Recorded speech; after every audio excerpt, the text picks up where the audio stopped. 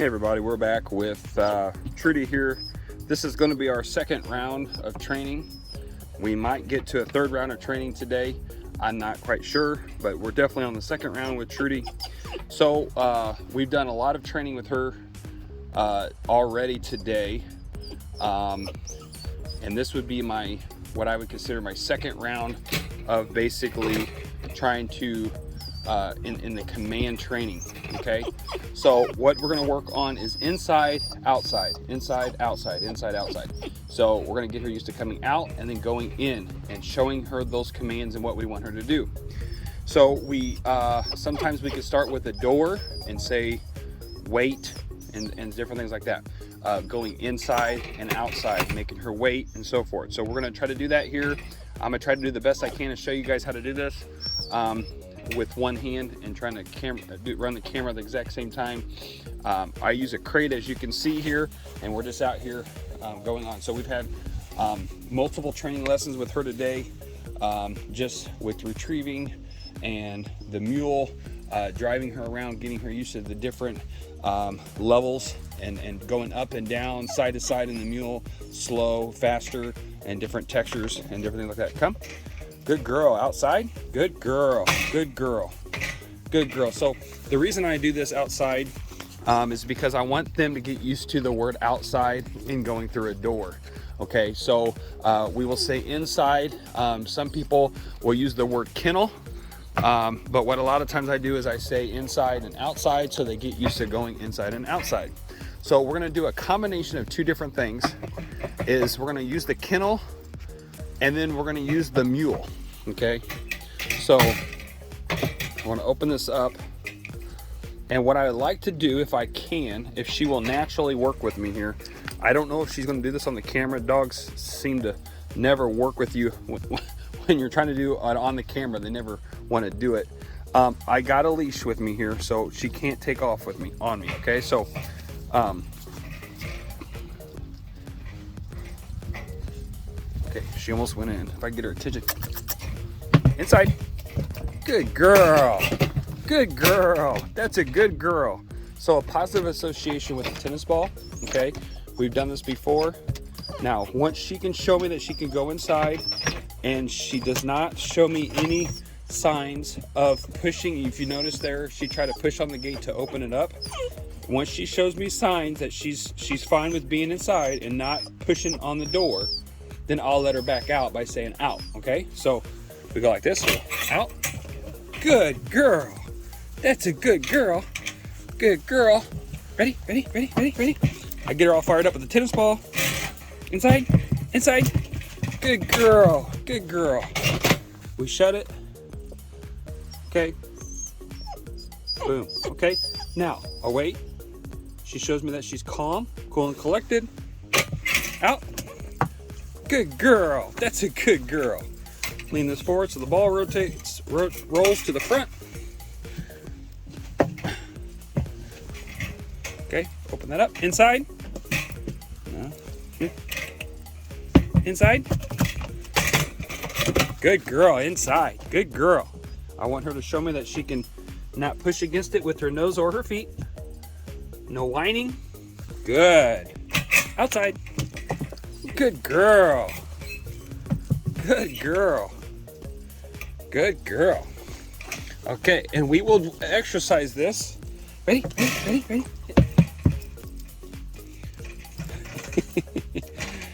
You watch my hand and not the ball, silly girl. Let me get the ball back to me here.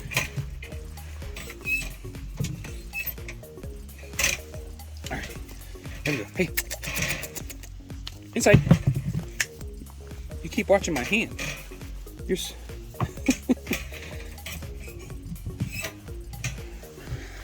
okay, I'm gonna let it try to do this one more time.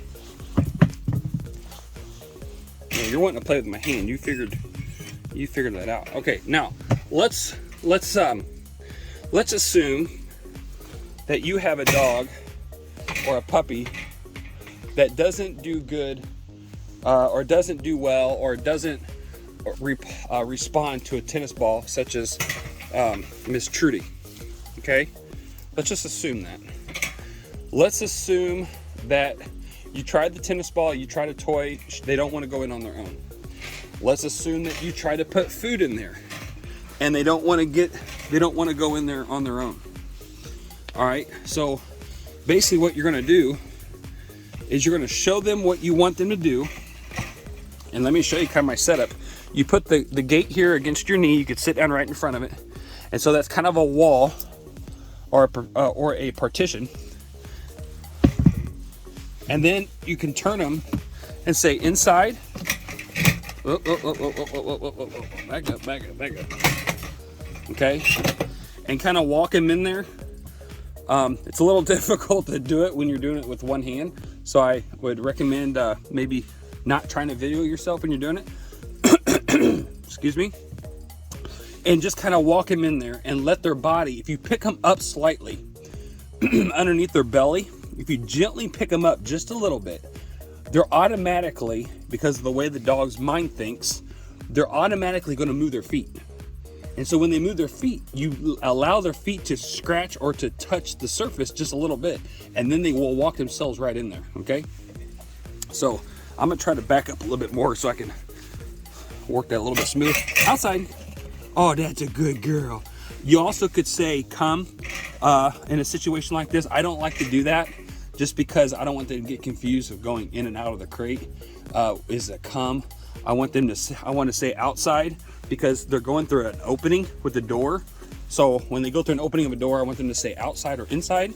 So when they're going through it, I want them to know the difference between outside and inside. So inside. So she becomes more willing to go in. Okay, and I can shut this. And we've already worked on this exercise, so please don't feel like, like wow, she's doing that really good for the first time. This ain't her first rodeo on this. She's done this several times going in there, and she has to show me that she can respond. Initially, when you put them in here as an 8-week-old puppy or a 9-week-old puppy, they're gonna whine like crazy. They're gonna jump all over this. They're gonna want out potentially if they haven't had a lot of time being spent in the crate.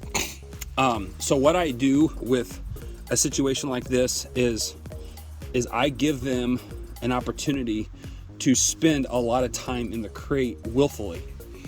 And so when they're puppies, what I do is like in a situation where the weather's nice, or even if I'm in the house or I'm in the shed, wherever I'm at on the property or even somewhere else, as far as that's concerned, is I always will take a crate with me like this, an extra one, and then I will take like a baby gate or a pet gate or some kind of little 3-foot high fencing and make a pin.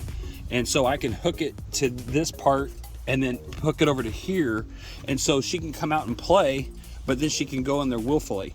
So they get comfortable going in and out there. So it's like, yes, it's dark in there for her, but it's nothing that she fears. And I can put a toy back there so she gets nervous. I wouldn't necessarily leave that toy there because that's a different toy for a different situation. I would probably put a chew toy in there because I don't want her chewing up a tennis ball. Perhaps like a black Kong brand chew toy. And I use black because it's the tougher material than the red color. So that's why I use black. And we just keep going like this. Outside. It depends on how you want to do it. It doesn't matter. Out, and whatnot. Now, I'm going to show you what we're going to do as we step it up to the next level. Okay, so we're going to go inside. She'll walk in there nice. Okay, now I'm going to put my hand there to hold her there at the gate or the door. And again, this is baby steps. This is really small and whatnot. Now, I want to teach her to wait until I tell her outside. Okay, now this is something that's going to be new for her. We have not done this yet. Okay, so I'm going to open the gate. Okay, hopefully she doesn't push it with her nose. And I'm going to open the gate and I'm going to put my hand. She's super smart. I'm going to open the gate. She figured that it's not latched right here. So I'm going to open the gate and I'm going to put my hand in front of her face to teach her to wait. Wait. Out. Good girl. Now you notice I didn't make her wait too long, okay? All right. Out. There you go. All the way. That's a good girl.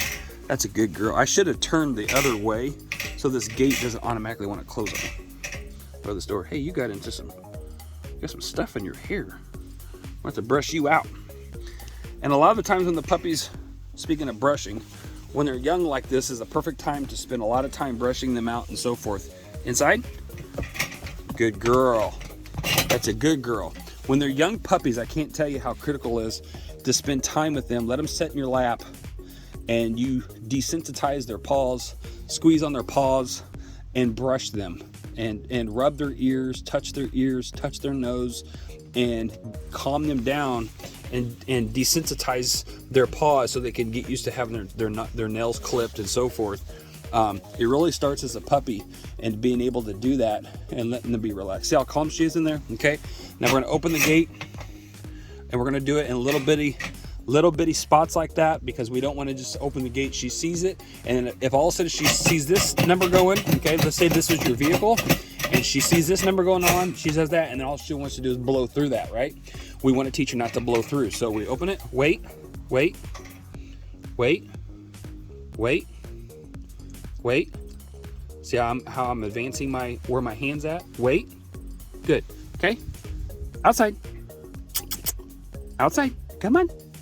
You can come outside. Here, get this off your foot. Outside, outside. Gentle pull if she doesn't want to come initially. Just a gentle pull. Remember how we're doing the come command? And in the previous video, it's putting pressure on the back of the neck. Remember, dogs respond off of pressure. So if we put the pressure on the back of their neck as the come, then she remembers that. Okay, come. Good girl. That's a good girl. And again, I've got my leash here. All right, I think this one's a 5-footer. And I can have control over so she's not going to take off on me. All right. Now I'm going to start back a little further here on this one. I just want to test and see how much information she's retaining. Okay, inside, inside. Stay. Good.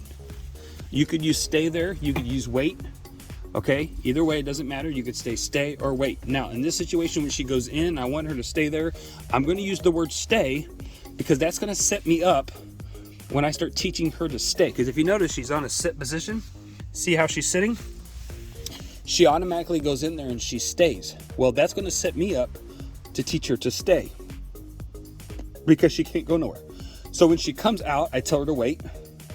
When we're going to go into a home, into the door, either inside or outside, will be wait, okay? But in this situation, as I put her in the crate, I'm going to put her in the crate, tell her to go inside, and then stay, because that's where she's going to stay. It'd be like this. If you teach her to lay down and say stay, that's going to be the same thing. So if you teach her down, so you say down, she lays down, and then you say stay. It's the same concept. Or if you say place, she goes in her place, and then you say stay, and she stays in her place, okay? Same concept. She's going into her crate, you're saying stay. That's her place, that's her crate, you're saying inside, stay, okay? This is not a set and concrete situation. You could change it to whatever you want, but you just do what's natural for you or second nature for you or what you like. And I've said this before in other videos. You could do this in German if you want, as long as the dog understands what German word you're using in correspondence to the command that you're trying to show them what you want them to do. So if you want to use German and you say seats, okay, which is sit, then if you say seats and you show the dog sit every time, the dog is going to sit every time you say seats. All right, so that's hopefully a good example. All right, we're gonna leave her in a little longer. You know she was whining. We're gonna let her just a little bit longer and let her out now. Outside? Good girl. That's a good girl. I've got control of the leash the entire time. Okay, give me. Give me. Go around. There you go. Give me. Give me.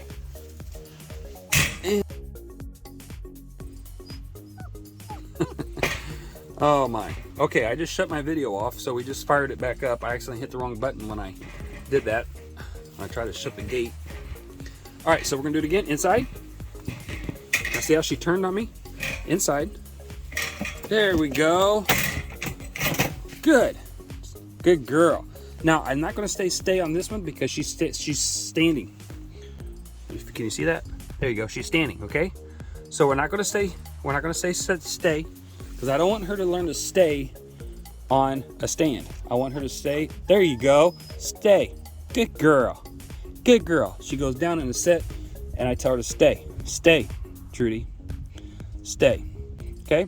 So this is an opportunity. It's a very simple. It doesn't take, it's not very difficult.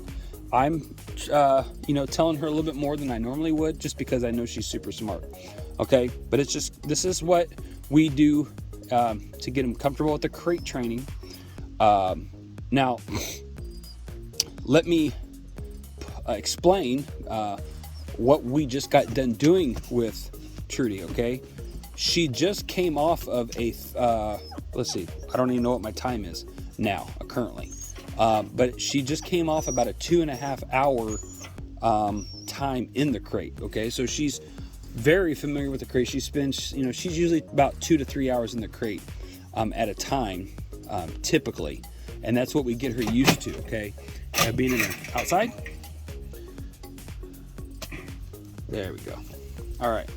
So that's that part, all right? And yeah, she wants to give me kisses. All right, I've already kind of burned out the ball as far as throwing the ball in there, but I'm gonna throw the ball back behind me. It's over there. Let her burn off some steam a little bit. Do you see the ball? Where's the ball? Where's the ball? She's not interested in the ball. All right, now what I want to do is see if she will, if she'll stand still enough where I can. Let me get on this side. Trudy, come girl. Oh, that's a good girl. That's a good girl. Potty, potty, potty.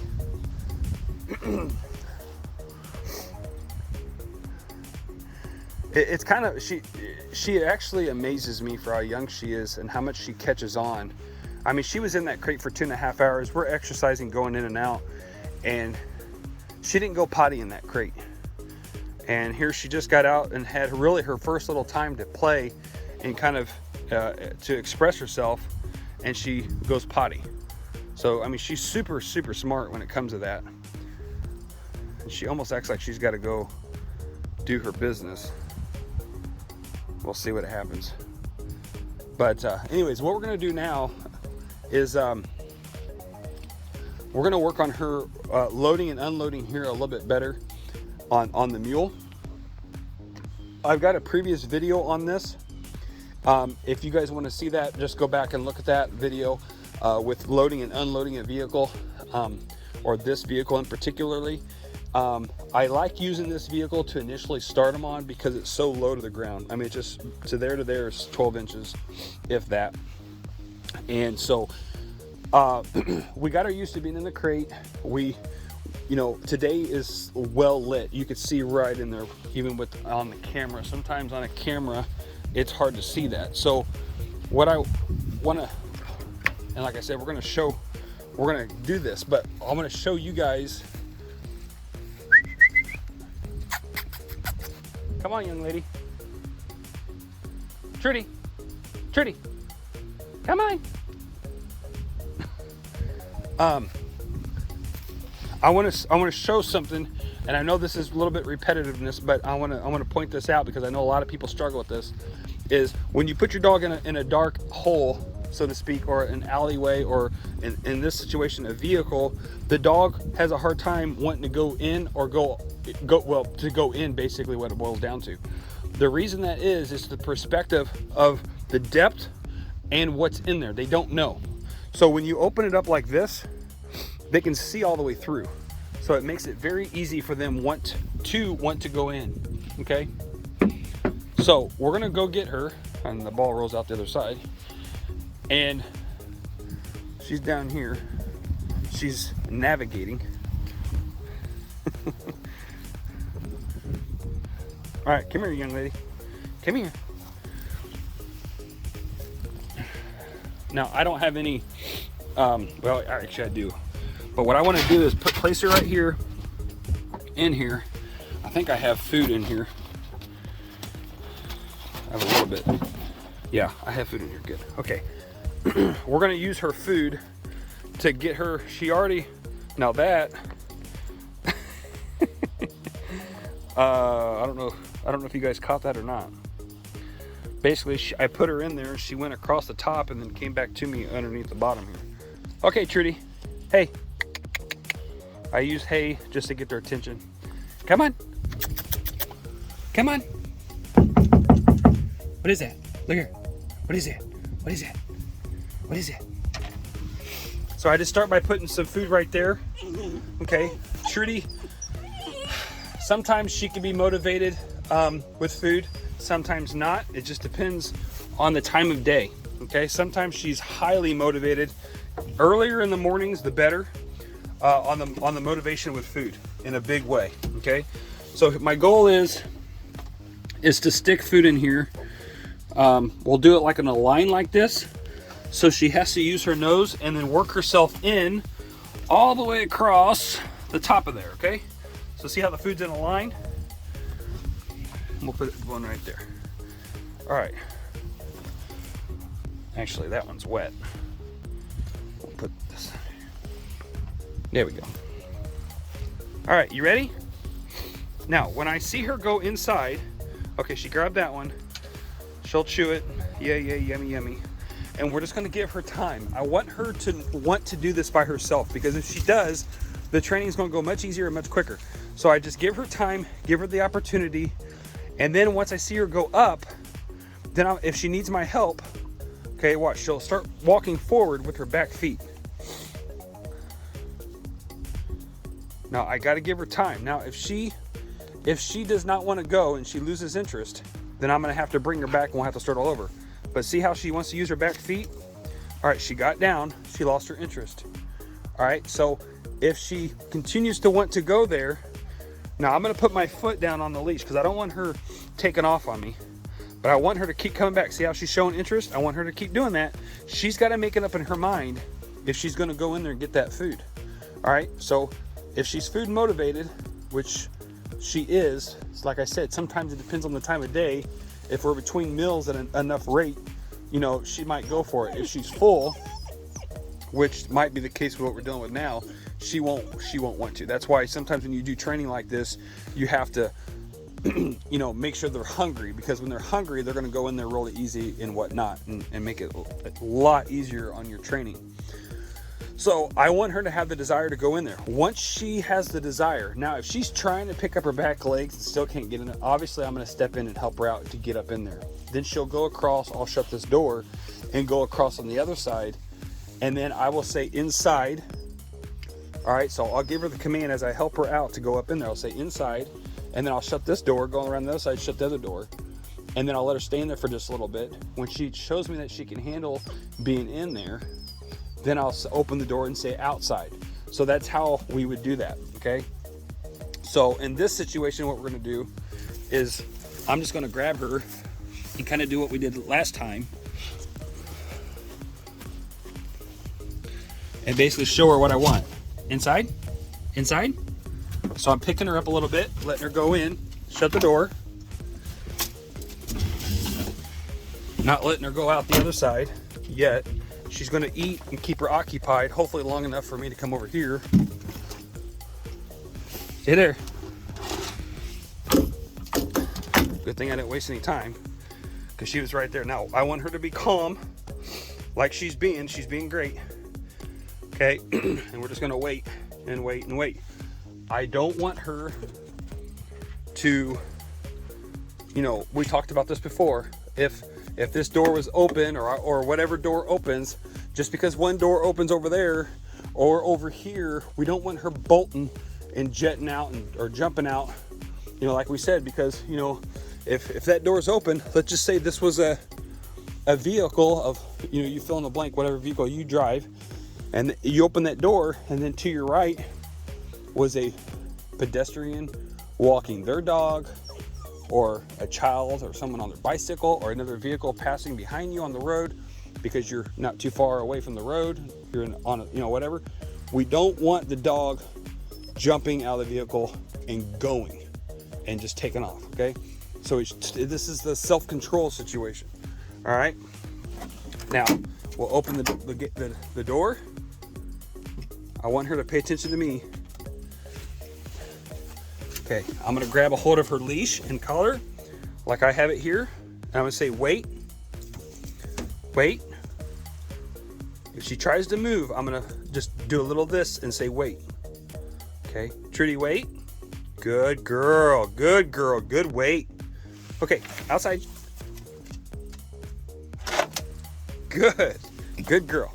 All right, you see how it, number one, she's gotta have confidence. If let's just say, even though that's not a very high step there, it's very shallow, but let's just say your puppy doesn't like that. They're nervous.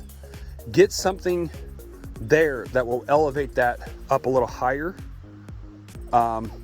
so that you can make a wooden step there so it's even less. So perhaps there's 2 steps they go down, or you can even use a ramp of some sort to start off with, like a little ramp in that, like you would have in the house, a little small ramp or a double step, or a single step to come off of here. This isn't big deal. I've had 8-week-old puppies come off of there because it's so shallow. It's no big deal.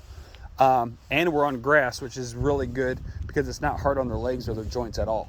So, but if you would have a younger puppy, which I don't recommend doing this with a very young puppy because they're still trying to learn their front legs and their back legs and how to work all that. You want to wait until, 11, 12 weeks old, 10's kind of pushing it, but enough where that they're able to go inside and out of a crate pretty easy, like we're doing with Trudi here. And then, you could pick them up, set them in there. They're familiar with this. You wouldn't want them to be fearful of this because it's their first time. So, you probably want to wait until at least they could run in the yard, and it doesn't look like they're swaying one way or the other because they're trying to figure out where their butt is. Okay. Hey, what you doing? Now, I'm going to point something out. See how she's got that leash on her? She's away from me right here. If I would tell her to come to me, I can't back that up, okay? So she would take off on me. I have no way of backing that up. So what I would find myself is chasing her, right? I mean, that's what everybody would do, is be chasing her across the yard, okay? Because I don't want her going way over there, okay? And so if I tell her to come, she's got my attention. You just given that dog the, what I want to say, we'll just say that you just given her the power to decide in her mind, am I going to listen, or am I going to run, or am I going to not listen? Most times than not, a young puppy like this, they're not going to listen. If you have some exciting energy to yourself when you say it, they might come running to you. You just don't know, but you're setting yourself up for failure, and you're definitely setting your puppy up for failure because there's no way of you backing that command up. So if you've seen how I didn't give her the command, she was over there. I just walked to her location with my shoulders down, and my shoulders were down. I was very comfortable. If you notice my voice, I got kind of a low key in my voice and just kind of walked over there nonchalant, and then stepped on the leash, picked it up, and now I'm able to have control over her, okay? I never gave her a command to come because she wouldn't unless I would somehow get her attention. I was wanting to see, I was kind of making a pucker sound to see if she would actually show interest to come to me, okay? And the reason that she works a little farther away from me than most of my puppies is because we give her the opportunity, because Trudi is going to be a pet. She's going to be a companion dog for the family that has adopted her. However, the dad is going to potentially hunt Trudi. Okay, so we've already acclimated her to the water. She's a phenomenal swimmer. She swam with Luke and Levi. Had a great time in the water before it got freezing cold, which was perfect timing. We've got her acclimated to gunfire, which we're going to work on that some more and step that up to probably a 12 gauge. And we've got her retrieving doves already, so she's doing good there. And just a phenomenal little dog for 9, 10. We had her doing that at 9 and 10 weeks old, retrieving doves for us. And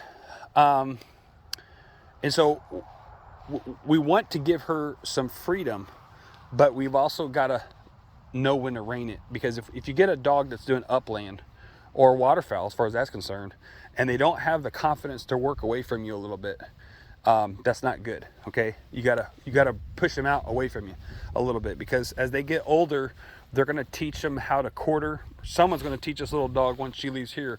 They're gonna teach her how to quarter on the upland situation. They'll teach her how to do hand signals, go left, go right, go back, and whistle commands, and maybe less, maybe more, I don't know. But that's very important that this dog, that's why some of you that are watching may be like, wait a minute, you know, he's letting that dog work away from him a little bit more. He normally doesn't do that.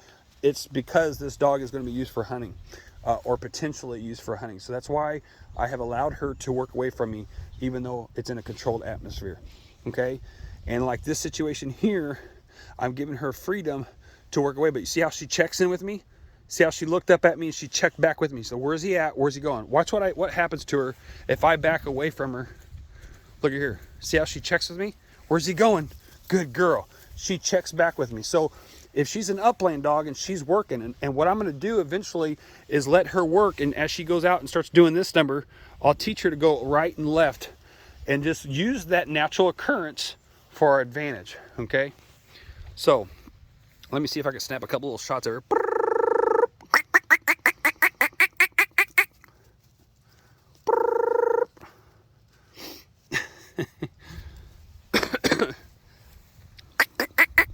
Well, I was hoping to get her to pose for me and take a couple pictures while I was videoing, but it ain't gonna work. All right, so that's basically it on this little session. And with the in and out of the crate, inside, outside, that's how we do that. And then of course the vehicle. Okay, you can work them both together. Keep your dog engaged, have fun with it, make it fun for them. You could do treat training if you got some food like I had here. I thought I used all the last dog's food up, but I had a little bit left in there. The one piece was wet from slobber from the other dog that we're training. So that's why when I said that food is wet. So look at this. I love this. See how she's working this? These are beans, by the way. I feed deer with using natural substance. So I plant what normal people would call deer plot. I plant food for the deer so they have something to eat in the winter when it's harsh. So that's like what all that is. That's corn and that's beans on that side. So anyways, but this is cool because she's learning to work through these beans, because we're going to start planting doves in here, and I want her to learn to find the dove in these beans. So if she can learn to work these aisles or these rows of beans, that's even more awesome. So I mean, she's a super smart dog. We've already had birds in here, so she probably smells that they're in there, which is kind of even more cool, because she's probably trying to find them, because she has a phenomenal nose. But anyway, that's going to be the next step, is getting her in here. I'm trying to push as much training into her for hunting as much as possible. At the same time, I've got to get her command training done too at the same time. So anyway, so I'm gonna let you all go on that one. I really appreciate everybody tuning in, understanding why we do what we do. Please subscribe to the channel. That really helps this channel grow. We're a small channel. I would love to have this where we got, you know, 1 million subscribers one of these days. But you can't get there overnight, and you can't start big. You got to start small. So here we are. And anyway, so if you can help us by, if you're watching these videos, you haven't subscribed, please subscribe to the channel. It's not going to hurt you. It's 100% free to subscribe. You're getting all these videos for free. And I hope that you can all learn a little bit. I wish I had my camera ready on that one. That was a cute picture. Hopefully everybody can learn a little bit from all these videos, and that all the work that goes into making these videos, that everybody can appreciate that and what we're trying to do here. So I appreciate everybody. I really do. And until the next one, we'll see you guys.